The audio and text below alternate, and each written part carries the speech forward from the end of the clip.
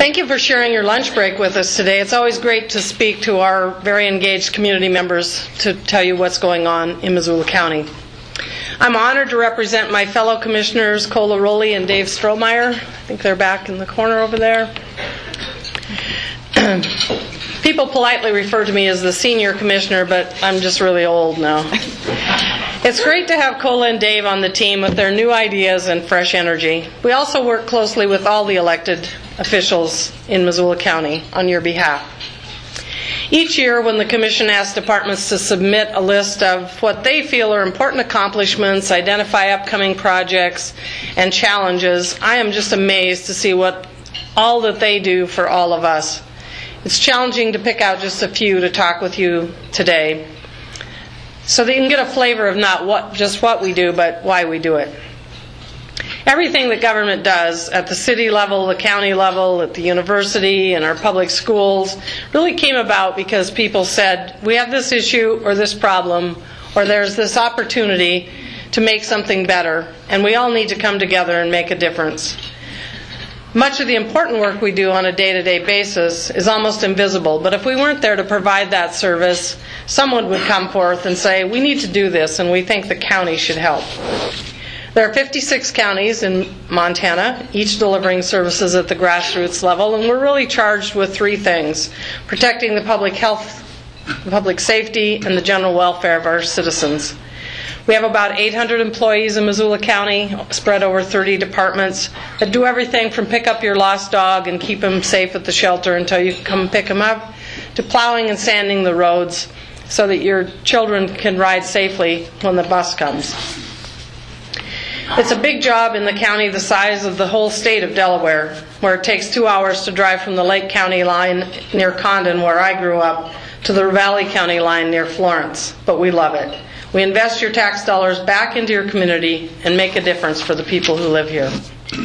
We invest in the public health of our community by helping young families establish lifelong healthy habits through classes and support. Healthy lifestyles can prevent chronic disease like diabetes and heart disease, and they have measurable economic impacts. These investments pay off. We all think of the Sheriff's Department, the police, and our detention center when we say public safety, and they are key to having safe communities, but there's so much more. Working collaboratively with the city and the university, we have leveraged significant funding to support services for victims of sexual and domestic violence and other violent crimes. The trauma of being a victim can span generations. However, when victims get the services that they need, they can transform from victims to survivors. In 2016, our Crime Victim Advocates program helped nearly 2,000 victims of crime find support, safety, and hope. Providing safety can start with a phone call. No matter where you are in Missoula County, when you dial 911, your call will be answered by our Missoula County Dispatch Center. Last January, we had a hunter who was lost up Twin Creeks, out near Potomac. In September, 2 more hunters were lost around Seeley Lake. In both situations, the cell phone service was too weak to call 911, but they were able to text our 911 center to have their location identified and the resources dispatched. This technology saves lives. The ability to receive and process 911 calls, dispatch an appropriate resource quickly in an emergency, and coordinate with the emergency responders, many who are volunteers in our rural areas, takes a high level of dedication, training, and commitment to public safety. The 911 service is the backbone of public safety and cannot fail. Having equipment that's not only reliable but redundant is an expensive and critical investment that counties make to ensure public safety. We're already planning for future improvements to this critical infrastructure, but we know additional investments will need to be made. Planning for future investments is also among the top priorities for our elections office. 2016 was an election-filled year. There were school elections, special district elections, the federal primary, and of course the general election in November. Our election administrator, Rebecca Connors, responds to our community and exceeds their expectations. The elections office recruited and trained nearly 800 election judges in 2016. The procedures, the election laws, and the equipment are complex and therefore require significant training and oversight to ensure a secure system and to make sure that your votes are counted. I worked as a polling place manager for both the primary and general elections at the Hellgate Elementary School, which is one of our larger polling places, with 40 trained election workers helping that day, and all were needed. Voting technology is changing, and we need to be able to keep pace. Our machines, 1990s technology, are nearing the end of their useful life, and we must figure out how we're going to replace this necessary equipment. We currently have 28 polling places across across the county, more than any other county in Montana. Replacing ADA voting equipment is estimated to cost about $140,000. To replace the precinct tabulators at the polling places will cost about $552,000 for all 28 polling places. We know it's a large figure and a big burden to the taxpayers. We will continue to engage with all of you to help us identify ways to reduce costs. We will have to revisit how many polling places we have. The cost of new equipment and the reality of how many election workers are needed and available will force us to be more strategic in our budgeting decisions. We know this is an investment that we need to make. Missoula County also established an election advisory committee with a diverse representation of Missoula County's 82,000 registered voters. This committee serves as the public liaison between the registered voters, the commissioners, and the elections office to make sure the voter preferences are being implemented. They bring ideas to address changes in voting behavior. For example, in this past election, 72% of the ballots were cast by absentee, compared with 31% just 8 years ago. They tirelessly ensure transparent, trustworthy elections, and I would personally like to thank them for their work. I know Jeff's here. There's probably others. As we look at budgets for this special election coming up that was not budgeted for, and to replace aging voting equipment, please be part of the conversation. I invite you to join Rebecca, the commissioners, and the Election Advisory Committee in those discussions. Discussions to fund critical improvements and meet basic functions go beyond 911 and elections. Our Public Works Department stretches their budgets every year. Their work is funded by the county road tax, not the general fund. So only properties outside the city limits pay this tax. These are the folks who plow your roads, maintain the bridges, grade the roadways, and provide dust abatement. Think about the visual I mentioned earlier. Missoula County is the size of the state of Delaware. We have about 1,500 miles of county roads. We maintain about 450 miles. Half of them are paved, half of them are gravel. These are the services our residents expect. And trust me, people care about their roads. Folks want more done for their roads than we can budget for without raising taxes. I think the mayor knows this too. And although many in our community may not have an in-depth understanding of county government, what is important is that we're always here to provide the services you count on. Whether it's finding room in tight budgets, helping you file your marriage license, register your vehicle, or help in crisis, county government's where the rubber meets the road in helping our constituents. We make investments in our community to make sure Missoula County residents are well represented and have what they need to thrive. We also support the Missoula City County Library, the Historical Museum at Fort Missoula, our County Record Center, and the Western Montana Fairgrounds. These are the fun resources our community continues to take advantage of. The Fairgrounds had a great 2016. They had higher attendance at all kinds of events and during the week of the fair more than we've seen in years. We also recently hired Emily Bentley as the Director of Fairgrounds Development. Is Emily here? She's working. And we hired her to implement our recently adopted plans for the grounds. To say that she has hit the ground running is really an understatement. She's reaching out to community partners to guide us through the implementation and beyond. I'm sure many of you here can expect a call from her soon. So we invest your tax dollars back into the community. That's why we need you to provide input on how we're doing. So having that transparent, seamless transition amongst the services means that the community doesn't always know we're here working on their behalf. But your county government is here to serve you. If you have questions, if you're unsure about a process, upset that something's not functioning like you think it should, get involved. Local government is designed to be hyper-responsive to our citizens. Our job is to listen to your concerns, questions, or excitement about an idea. I'm proud of the people I work with and the people I work for. A participatory government is the best way we can ensure we have that diverse voice at the table. So call us, email, volunteer for a board, ask a question on social media. We're doing whatever we can to have accessible platforms for you to engage with. We've switched our public meeting day and time to Thursdays at 2 so that we can be live on MCAT, because we didn't want to compete with both. City already has a whole bunch of great committee meetings on Wednesday. If you don't see something you're looking for, reach out to us. We're happy to get you what you need. I'm proud to be your commissioner and enjoy coming to work every day to serve you. I look forward to your questions. Thanks.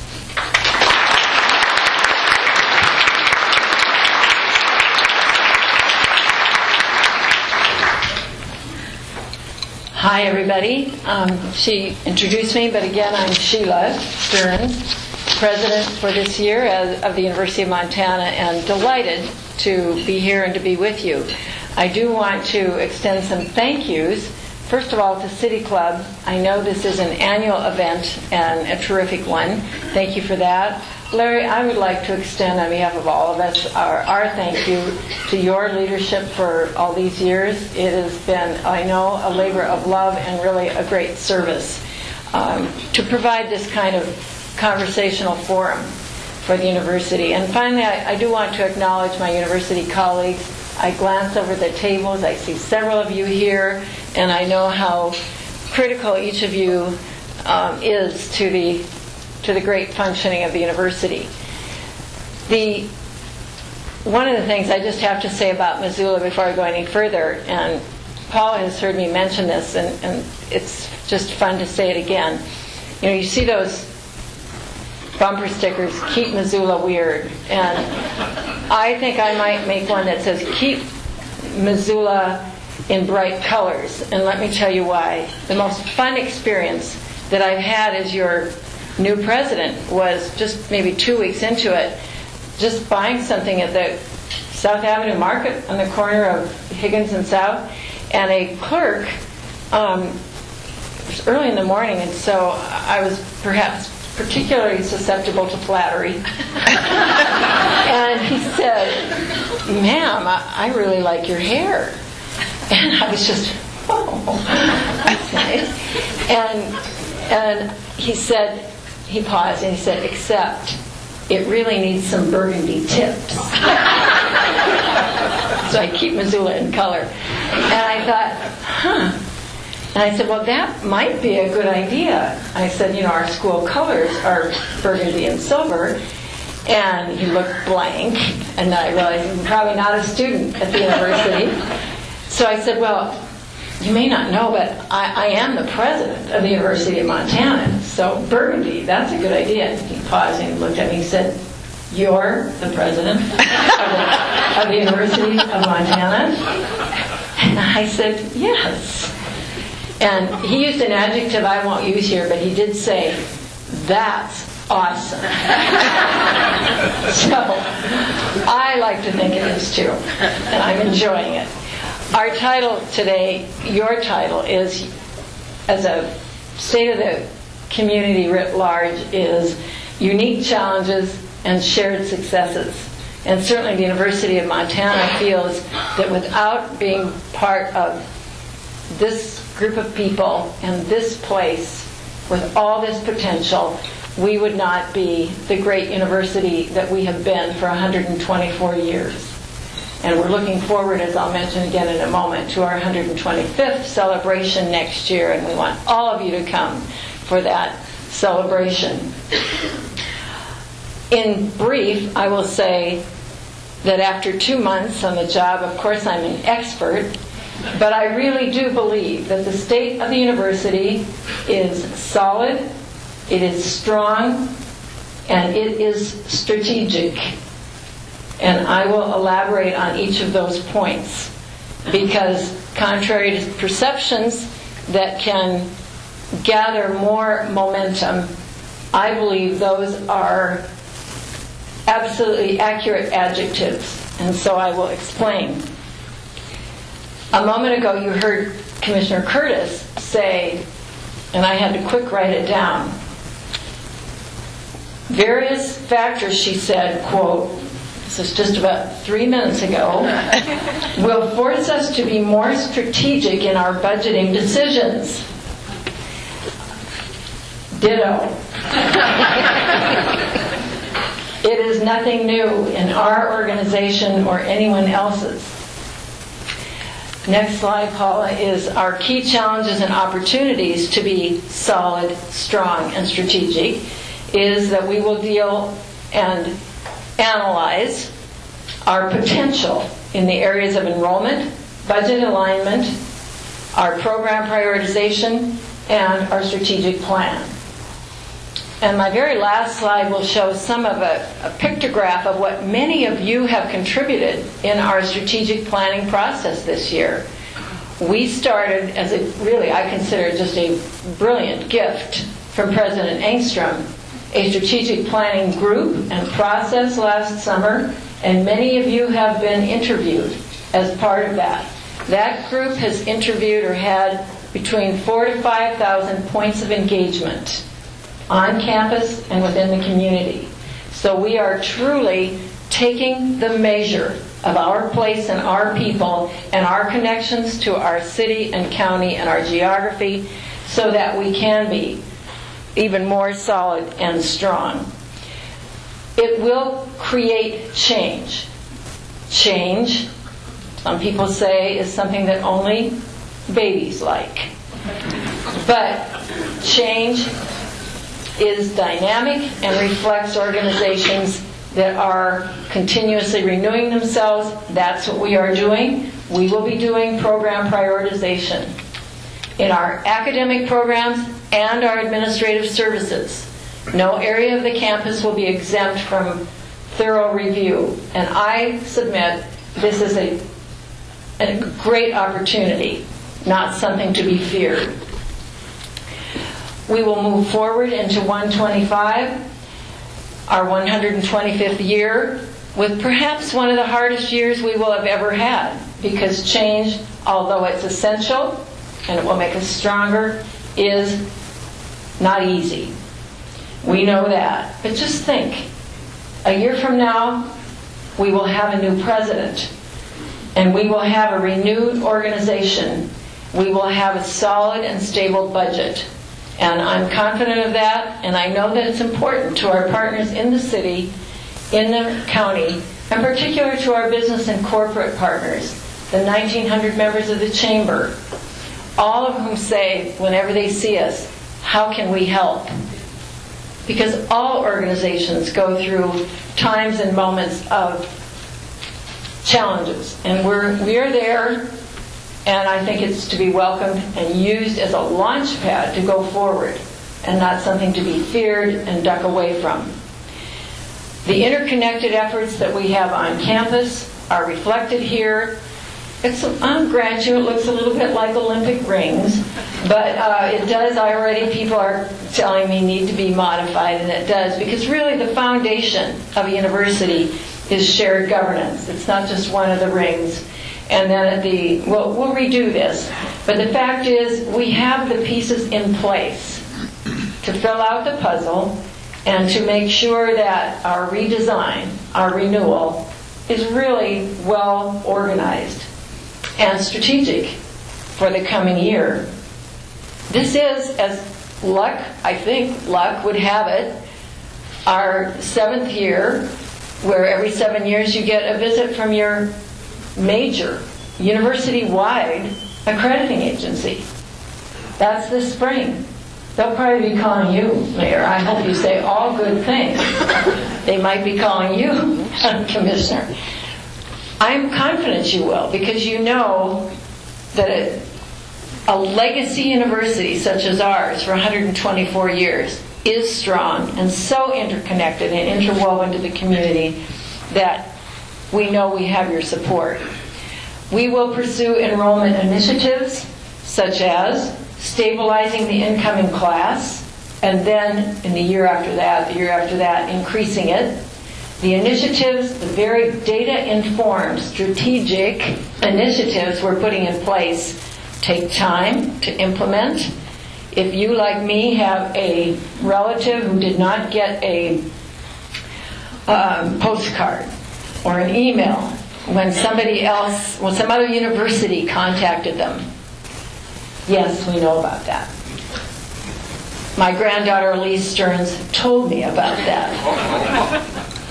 And we know exactly why and how that happens. You will not be surprised to know that that's connected to resources and investments. And that's why I insist that we will be moving forward more strategically and making changes that enable us to invest in the kinds of recruitment initiatives that will not only stabilize the incoming class, but will gradually increase the numbers of students overall, including graduate students, including non-resident students, and continuing our growth at Missoula College. And whoa, is anybody else excited to see that? Shannon, where are you? To see the new building open in a few months. We are just beyond thrilled. And to expand international recruitment. We are positioning ourselves to make growth in that area over the next 3 to 4 years. Not all of this happens in 1 year. In terms of short-term response to budget alignment that we need to do, one of the things is we must and we will reduce the percentage of our budgets devoted to personnel and the related benefits that is over 80%.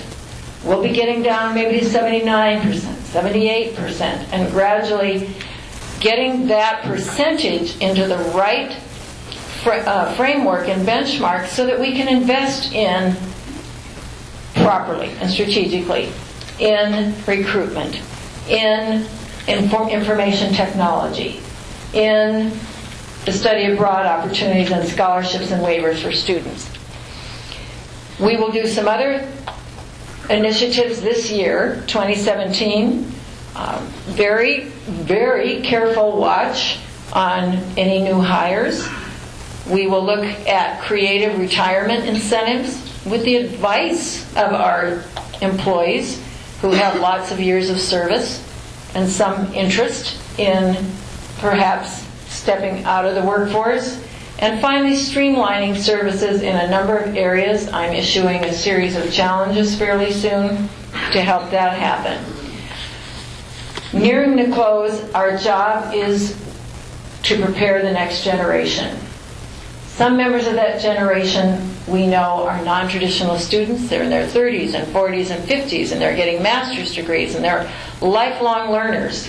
So it's actually preparing our entire university to serve lifelong learners and to achieve, I'm just going to stop on this one at the first bullet, a higher percentage of students who graduate in 4 years.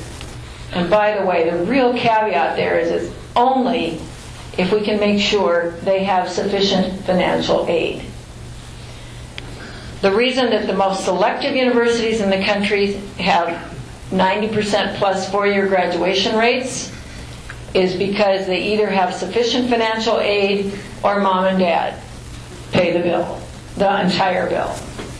For students who pay a lot of their own way, work in the summers, 2 or 3 jobs, they make very conscious and frankly wise decisions to stop out, and that sometimes results in 5 or 6 year graduation rates.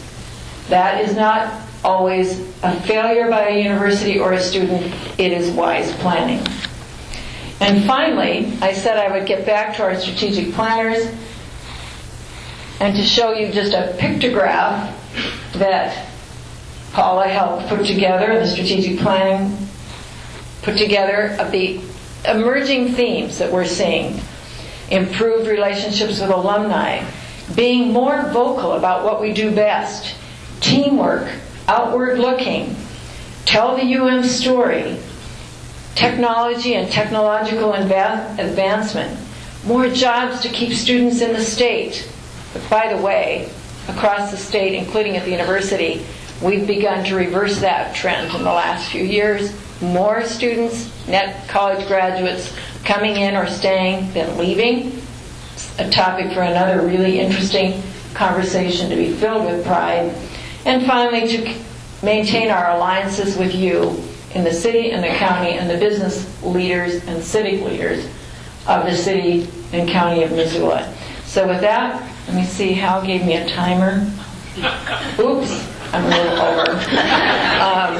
That cut into your time, Mayor Eng, and I'm so sorry about that. But I will pass this down.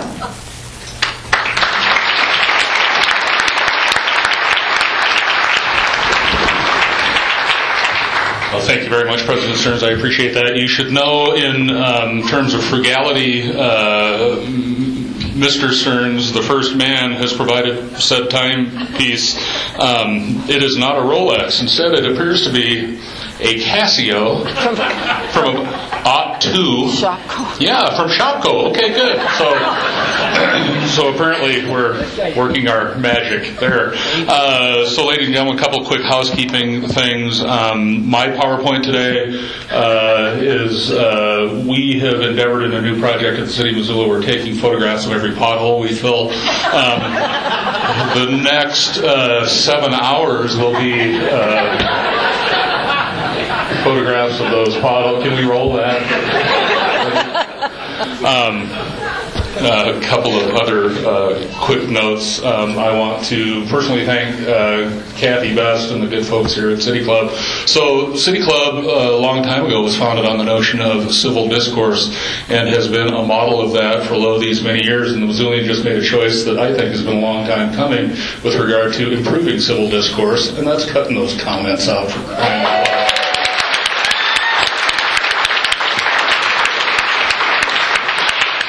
A very long time ago, for my emotional health, I stopped reading them, but it didn't stop other people from reading them and telling me what they said. So now Right there with you. It's just a lot easier. With regard to the Mayor for Life thing, to some of you, I'm sure it feels that way. I hope that it does not. For me, it feels like the privilege of a lifetime. Serving this community has been a joy and continues to be a joy, and I thank you for the opportunity to chat a little bit about what we're doing today. I don't spend a lot of time looking in the rearview mirror. It doesn't do me a whole lot of good, but sometimes we look back to remind ourselves what we've done together and what we've accomplished, and sometimes the perspective of time is enormously helpful. So it wasn't too many years ago that I stood in front of a similar audience in a similar hall talking about challenges, problems, really, crises, really, in our community, and the crisis of that particular time was sexual assault in the city of Missoula and at the University of Montana. And while that was an extraordinarily difficult time, it also is, I think, now in retrospect, something to celebrate. We went from being a place where those investigations were challenging at best, and in some cases incomplete, where victims didn't feel comfortable coming forward, where folks didn't feel safe or protected, and where we could have done a much better job for the people we serve. And through that process and through working together, we managed to improve the way we investigate crime. We managed to improve the way we treat victims of sexual assault so that we ensure that they're not victims again and again as a function of our system. And we've done that with the University of Montana, and we did that with Missoula County. And today I would argue that the city of Missoula County, and the University of Montana are examples for the rest of the United States about how to manage that piece of business under difficult circumstances.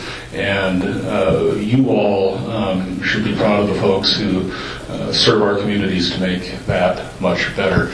Another great example of the way we work together is if you happen to look on the hillsides around Missoula these days, you'll find some homes, but not as many as we might see were it not for the fact that Missoula County, the University of Montana, and the city of Missoula have worked together these many years to invest in our open spaces. And one of the things that makes this community great is the fact that you can step out your door almost anywhere in Missoula and within 20 minutes or a half an hour, depending on your mode of transportation, be someplace where no one else is at the moment and enjoy wide open spaces that are rare and natural and wonderful and well worth preservation. And that's because we together a long time ago began that investment and that strategy. When we talk about strategy, what I think we're talking about is intent.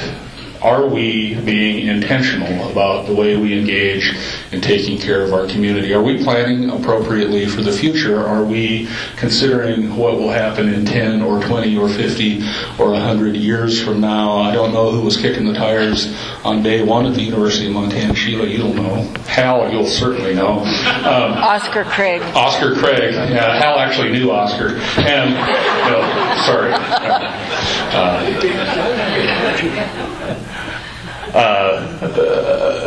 I suspect that immediately it wasn't a notion that 125 years from now somebody would be sitting at the DoubleTree, which didn't exist, on Salish lands, talking about the last 125 years at the University of Montana. But the fact of the matter is that was an intentional act. Founding the university, founding the city of Missoula was an intentional act. Creating Missoula County as a function of making a place and creating governance was an intentional act. And as we move forward, we have to be intentional about all sorts of things. So we were intentional at the city of Missoula when we thought about the notion that our water company was going to get bought and sold and bought and sold. So we decided that we needed to buy it.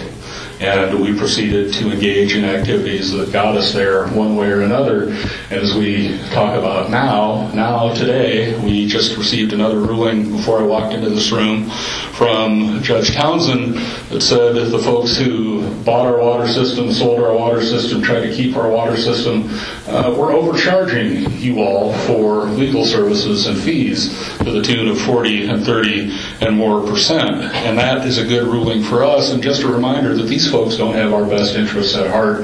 And the people who have our best interests at heart sit in this room, pay taxes, vote, and take care of one another. And that's what owning this water system is about, is taking care of one another. As we look around the room, we think how we got here and what matters to us in our lives. We want to matter in some way. All of us fundamentally wants to matter in some way. And so when I wake up in the morning and I come to work at the city of Missoula, my whole notion is this: how can I make a life better? Some days I'm better at that than others, and I never do it alone. But fundamentally, we're all about making lives better, right? So how can we be more intentional about that? How can we think about that in more meaningful ways? And so as we cooperate with the University of Montana in strategic planning, for example, we look and we think and we contemplate what it is to lift a person up, what it is to give a person an opportunity that she or he might not otherwise have, and what do we do to get there. As Missoula community, for example, I ask myself, and I'm going to ask you today, where we ought to figure out a way to make community college, that is Missoula College, free for all. Should that be an entry place? Maybe it should be. How do we get there? Can we have a conversation about that? Can we unburden students of that debt? When I went to the University of Montana and got my degree in journalism over the course of about 15 years, give or take, it was a little shorter than that, but when I went to the University of Montana, it cost me all of, I think, $900 a year all in. I graduated from the University of Montana with a $500 student loan, which I intend to pay off, by the way. But the fact of the matter is that I had a leg up. I grew up in a lovely community with a couple of parents who had work and a commitment to the place. I went to a great school, a great public school. I went to a great public high school, and I went to a great public university. By the time I got out, I had had a lot of help from a lot of folks, and I had an opportunity to live in the place that I loved for a long time and give back to that place. And everybody in our community ought to have that chance. And how do we get there? By being intentional, by looking at the ways that we fund, we think, and we help people think. We need to look at fundamental issues around all sorts of things, ranging from the easy potholes, which actually are sort of easy, right? You fill them, you break, you fill them again. Pretty easy, right? How about hunger? Right? Not as easy. But we also don't get to give up on it. If a problem is intractable, it doesn't mean we step away from it. We figure out how to deal with it, and we're intentional, which is why last year we hired a housing director. So if you don't have a place to live, your life isn't much. Your life is very, very complicated. So part of our job is to make sure that everyone has a place to live, because we believe that's a right. It is fundamental to being a human in our community to have a decent, safe place to live. And if you've got that, maybe you could start doing the next thing, right? Maybe you can get a job. Maybe you can get training. Maybe you can start helping in your community. Maybe with that fundamental building block, you get to move forward. So as we look down the road, we're going to be intentional. We're going to be intentional about housing, right? We hired a housing director. We're going to create policy around housing, and we're going to figure out ways to fund that housing and be intentional about it. Transportation, it's a big deal. For some people, getting around is almost impossible. So what do? You get intentional about it, and you take away barriers. One of those barriers, believe it or not, was $1 in a fare box on a bus. So you take it away. You spend $300,000 with partners to make sure that everybody can ride a bus, and guess what? Suddenly, a person whose week ended when their money ran out at a senior residence now gets to get out and do something. Somebody who didn't have a job because they couldn't get to their job now can, because a barrier is broken down and their life gets a little bit better. We're going to be intentional around looking at energy issues. How do we make sure that folks' homes are energy efficient? And if they're energy efficient, guess what? It's $100 a month or less on a power bill. That $100 gets to go someplace like food, medicine, shoes, school, books, whatever it takes to make a life better. And we can be intentional about that. We can be intentional about all manner of things, ranging from housing to service to governance to the way we think about what we do here. Is refugee resettlement a Missoula problem or a national problem? I would argue it's a Missoula problem and a Missoula opportunity, right? What are the opportunities that are getting lost at the federal level and at the state level, frankly, that we have an opportunity to pick up? We are as close to government. We are as close to the notion of government. Government is we, right? Government is us, and we're as close to that as you can possibly be, so we get to make decisions about the way our community works, because we can be intentional in the ways we move forward. So, how much time do I have, Larry? None? Okay. All right, well, let me start the potholes slides, and we'll go from there. So, as we look forward to working together again with the University of Montana about being strategic and giving people a leg up and a hand up and an opportunity. We look forward to continuing our work with Missoula County to make sure that we have a great place to live. A great place to live is a great place to do business, a great place to raise a family, a great place to get an education, a great place to serve one another. We are a great place. We have the great good fortune of being a great place, and we have the great good fortune of having the opportunity to ensure that this is a great place for generations to come. And I will not answer any questions, so thank you.